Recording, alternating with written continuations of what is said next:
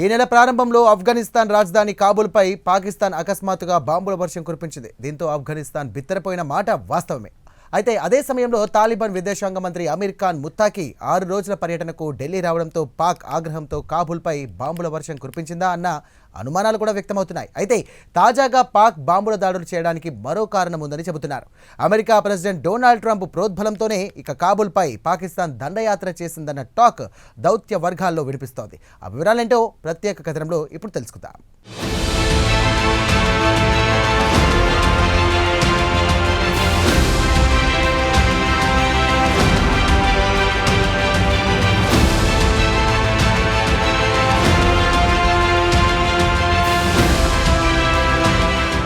America president Donald ట్రంప్తో పెట్టుకుంటే మామూలుగుండదు కదా. తాననుకున్నది క్షణాల్లో అమలు కావాల్సిందే, లేదంటే ఫలితం అనుభవించాల్సి వస్తుంది. ఇవన్నీ ఎందుకు చెప్పాల్సి వస్తుందంటే, ఇటీవల ట్రంప్ లండన్ పర్యటనకు వెళ్ళినప్పుడు మీడియాతో మాట్లాడుతూ తనకు ఆఫ్ఘనిస్తాన్లోని బాగ్రామ్ ఎయిర్ బేస్ ఇవ్వాలని తాలిబాన్లను డిమాండ్ చేశారు. లేదంటే వారి నుంచి ఎలా తీసుకోవాలో తెలుసు అని కాస్త బెదిరింపు ధోరణిలో హెచ్చరించారు. దీనికి బదులు తాలిబాన్లు అంగుళం భూమి కూడా ఇవ్వమని తేల్చి చెప్పేశారు. ఇక్కడి వరకు బాగానే ఉన్నా అకస్మాత్తుగా పాకిస్తాన్ కాబూల్పై బాంబుల వర్షం కురిపించాల్సిన అవసరం ఏమొచ్చిందనే వాదన తెరపైకొచ్చింది. ఇక్కడే అసలు కథ మొదలయ్యింది. ట్రంప్కు ప్రస్తుతం అత్యంత నమ్మకస్తుడిగా, ఆప్తుడుగా పాక్ ఆర్మీ చీఫ్ ఆసిమ్ మునీర్ తయారయ్యాడు. ఇక మునీర్ కావాలనుకుంటే పాకిస్తాన్ను ట్రంప్కు తాకట్టు పెట్టడానికి కూడా సిద్ధంగా ఉన్నాడు. ప్రస్తుతం ట్రంప్ కుటుంబానికి క్రిప్టో డీల్తో పాటు పాకిస్తాన్ రేర్ ఎర్త్ మినరల్స్ హక్కులు ఇస్తామని హామీ ఇచ్చారు. ఒక బ్రీఫ్ కేసులో పాకిస్తాన్ నుంచి ఏవో కొన్ని రాళ్లు తీసుకుని వెళ్లి వైట్ హౌస్లో చూపించి, మీకు మా భూములిస్తాం, ఖనిజాలు తవ్వుకోండి, చైనా మీకు హ్యాండ్ ఇచ్చిన మై హూనా అంటూ మునీర్ ట్రంప్కు భరోసా ఇచ్చారు. దీంతో పాకిస్తాన్ రేర్ ఎర్త్ మినరల్స్తో పాటు ముడి చమురు నిక్షేపాలు పుష్కలంగా ఉన్నాయని చెప్పడంతో దీనికి ట్రంప్ సంబరపడిపోయి ఏదో ఒక రోజు పాకిస్తాన్ ఇండియాకు ముడి చమురు ఎగుమతి చేసే రోజు వస్తుందని ఎద్దేవా చేసిన విషయం చాలా మందికి తెలిసే ఉంటుంది.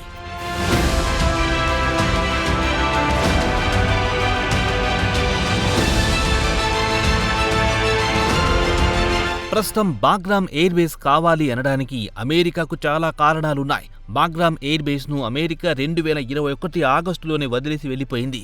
అంతకు ముందు అంటే 1979లో సోవియట్ రష్యా ఆఫ్ఘనిస్తాన్ను ఆక్రమించినప్పుడు యావత్ ప్రపంచ దేశాలు ఒసామా బిన్ లాడెన్తో పాటు తాలిబాన్ ఫైటర్లు రష్యాతో సుమారు 2 దశాబ్దాల కాలం పాటు యుద్ధం చేసి రష్యాను కాబూల్ నుంచి వెళ్లగొట్టారు. అయితే రష్యాతో యుద్ధం చేయడానికి వెనుకుండి డ్రామాలు చేయించింది మాత్రం అమెరికానే. అమెరికా పాత్ర లేకుండా యుద్ధాలెక్కడా జరగవు. అప్పుడు ఆఫ్ఘనిస్తాన్లో బాగ్రామ్ ఎయిర్ బేస్ను అమెరికా వాడుకునేది. ఈ ఎయిర్ బేస్ను అమెరికా సొంత డబ్బుతో అభివృద్ధి చేసింది. అమెరికా సైనికులు ఇక్కడే దిగేవారు. అయితే ఈ ఎయిర్ బేస్ ప్రస్తుతం అమెరికా అత్యంత కీలకంగా మారింది. అక్కడి నుంచి యూరో ఏషియాపై నిఘా పెట్టొచ్చు, క్షణాల్లో వాలిపోవచ్చు. అలాగే ఇక్కడి నుంచి చైనా, ఇరాన్, సెంట్రల్ ఏషియా దేశాలు, పాకిస్తాన్ దాని న్యూక్లియర్ కార్యకలాపాలపై నిఘా పెట్టడానికి అమెరికాకు ఈ ఎయిర్ బేస్ కావాలి. మరి ఇది పాకిస్తాన్కు ఎలా పనికొస్తుందనే విషయానికొస్తే, అమెరికాకు సేవలందిస్తే అమెరికా నుంచి బిలియన్ల కొద్ది డాలర్లు ఎయిర్ రూపంలో తీసుకోవచ్చు. గతంలో కూడా అమెరికా ఎయిర్ మీదే పాకిస్తాన్ బతికిన విషయం చాలా మందికి తెలిసే ఉంటుంది. ఇక బాగ్రామ్ ఎయిర్ బేస్ విషయానికొస్తే ప్రపంచంలోనే అతిపెద్ద ఎయిర్ బేస్. పర్వాన్ ప్రావిన్స్లో ఉంది. కాబూల్కు సుమారు 60 కిలోమీటర్ల దూరంలో ఉంది. 1950వ దశకంలోనే సోవియట్ ఈ ఎయిర్ బేస్ను నిర్మించింది. తర్వాత 9/11 తర్వాత అమెరికా తాలిబాన్లతో పోరాడింది. అప్పుడే ఈ ఎయిర్ బేస్ను బాగా విస్తరించింది.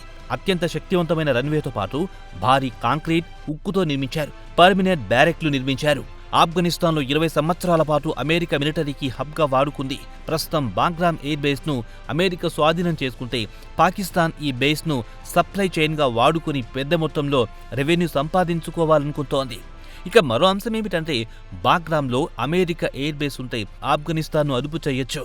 కాబూల్ నుంచి తరచూ పాకిస్తాన్పై టీటీపీ దాడులు చేస్తున్నందున ఈ దాడులను నివారించవచ్చు. ఆఫ్ఘాన్ సరిహద్దు నుంచి దాడులను కట్టడి చేసే అవకాశాలు పాకిస్తాన్కుంటాయి.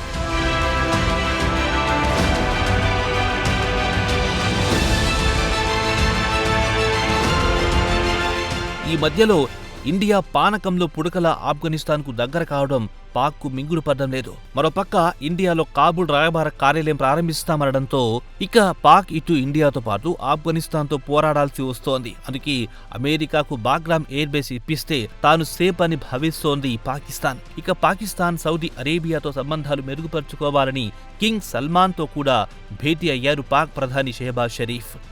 ఆయనతో రాసుకు పూసుకు తిరిగారు. అయితే ఆఫ్ఘనిస్తాన్ పాక్ల మధ్య సరిహద్దులు జరుగుతున్న ఉద్రిక్తతల సందర్భంగా సౌదీ పాక్కు అనుకూలంగా స్పందించలేదు.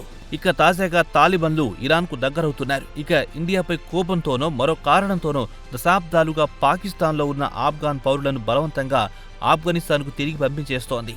1979లో పాకిస్తాన్కు వచ్చిన వారి పిల్లలు ఇక్కడే పుట్టి పెరిగి చదువుకొని పెళ్లిళ్లు చేసుకుని వారి పిల్లలకు పెళ్లై పాకిస్తాన్ పౌరసత్వం కలిగిన వారిని కూడా బలవంతంగా తరిమేస్తోంది. ఇక ఆఫ్ఘనిస్తాన్ పేద దేశం, లక్షల్లో వస్తున్న వారిని పోషించడం చాలా కష్టం. దీంతో ఇరాన్ వేలాది మందిని తమ దేశంలోకి తీసుకోవడానికి అంగీకరించింది. ఇక పాకిస్తాన్ ఆఫ్ఘనిస్తాన్ మధ్య కాల్పుల విరమణ ఒప్పందం ఉల్లంఘించకుండా ఖతార్, సౌదీ అరేబియా జోక్యం చేసుకుంటోంది. అయితే ఆఫ్ఘనిస్తాన్లో అమెరికా రావాలని కోరుకునేది కేవలం పాకిస్తాన్ మాత్రమే కాదు. గతంలో అమెరికా మద్దతుతో ప్రభుత్వం నడిపిన ఇస్లామిక్ రిపబ్లికన్ ఆఫ్ ఆఫ్ఘనిస్తాన్తో పాటు మరికొందరు విదేశాల్లో ఉంటున్నారు. అలాగే తాజిక్ నేషనల్ రెసిస్టెంట్ ఫ్రంట్ కూడా అమెరికా ఆఫ్ఘనిస్తాన్లో కాలుమోపాలని చూస్తోంది. తాలిబన్లకు వ్యతిరేకంగా ఉన్న కొన్ని గ్రూపులు the national resistant front, NRF, మాజీ ఆఫ్ఘాన్ సైనికులు అమెరికా వెళ్లిపోయిన వీరు ఇప్పుడు తాలిబన్లతో పోరాడుతున్నారు. వీరంతా అమెరికా ఆఫ్ఘనిస్తాన్లో కాలు మోపాలని చూస్తున్నారు. ఇక ఆఫ్ఘనిస్తాన్కు ప్రాతినిధ్యం వహిస్తోంది మాత్రం నేషనల్ ఫ్రంట్. తాజికిస్తాన్ సమీపం నుంచి తమ కార్యకలాపాలు కొనసాగిస్తోంది. ఇక తాజికిస్తాన్ కూడా ట్రంప్ అడ్మినిస్ట్రేషన్ బాగ్రామ్ ఎయిర్ బేస్ను తీసుకోవాలని కోరుకుంటున్నాయి. అయితే తాలిబన్లు బాగ్రామ్ ఎయిర్ బేస్ను ట్రంప్కు అంత తేలికగా ఇచ్చే అవకాశాలు మాత్రం కనిపించడం లేదు. ఎందుకంటే ట్రంప్ లండన్ పర్యటనలో ఈ ప్రతిపాదన తీసుకొచ్చిన వెంటనే తాలిబన్లు నిర్ద్వందంగా తిరస్కరించారు.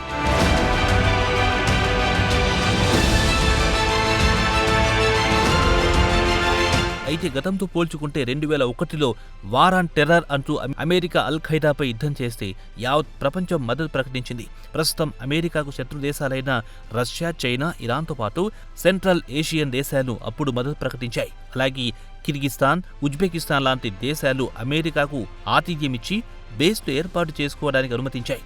అయితే వార్ ఆన్ టెర్రర్లో పాకిస్తాన్ చురుకుగా పాల్గొంది. ఇక ఇండియా విషయానికి వస్తే నాన్ మిలిటరీ సహాయ సహకారాలు అందించింది. సీన్ ఏమిటంటే ఇదే బాగ్రామ్ నుంచి చైనా, ఇరాన్, రష్యాపై నిఘా వేస్తామంటోంది అమెరికా. కొన్ని సెంట్రల్ ఏషియన్ దేశాలు అమెరికా రాకను వ్యతిరేకించడం లేదు, కానీ వారు మాత్రం వ్యూహాత్మకంగా తాలిబన్లతో సంబంధాలు మెరుగుపరుచుకోవాలనుకుంటున్నారు. వారితో ఘర్షణ వద్దు, ఈ ప్రాంతంలో లేనిపోని ఇబ్బందులొద్దు, సామరస్యంగా పోదామనే ధోరణిలో ఉన్నాయి. ఇక రష్యా ఇటీవలే తాలిబాన్ ప్రభుత్వాన్ని గుర్తించింది. ఇప్పటి వరకు ప్రపంచంలో ఏ దేశం తాలిబాన్ ప్రభుత్వాన్ని గుర్తించలేదు. ఇక ఇండియా విషయానికి వస్తే 20 సంవత్సరాల పాటు అమెరికా వెనుకేసుకొచ్చిన ఆఫ్ఘనిస్తాన్ ప్రభుత్వానికి మద్దతు ప్రకటించింది. ఇక ఆఫ్ఘనిస్తాన్లో తాలిబాన్ల ప్రభుత్వం మారే అవకాశం లేదనుకున్న ఇండియా కూడా తాలిబాన్లతో స్నేహహస్తం అందించింది. ఆపరేషన్ సింధూర్ సమయంలో పాకిస్తాన్, అమెరికా, బంగ్లాదేశ్లు ఇండియాకు వ్యతిరేకంగా జట్టు కట్టాయి. ఆఫ్ఘనిస్తాన్ ఒకటి ఇండియాకు అండగా నిలిచింది.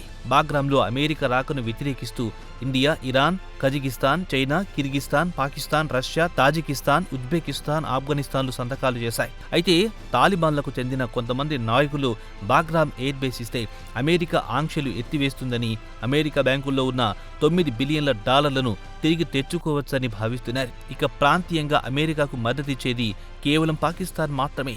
ఇతర దేశాలు అమెరికాకు మద్దతివ్వవు. మరి బాగ్రామ్ ఎయిర్ బేస్ను తాలిబాన్లు ఎలా కాపాడుకుంటారో వేచి చూడాల్సిందే.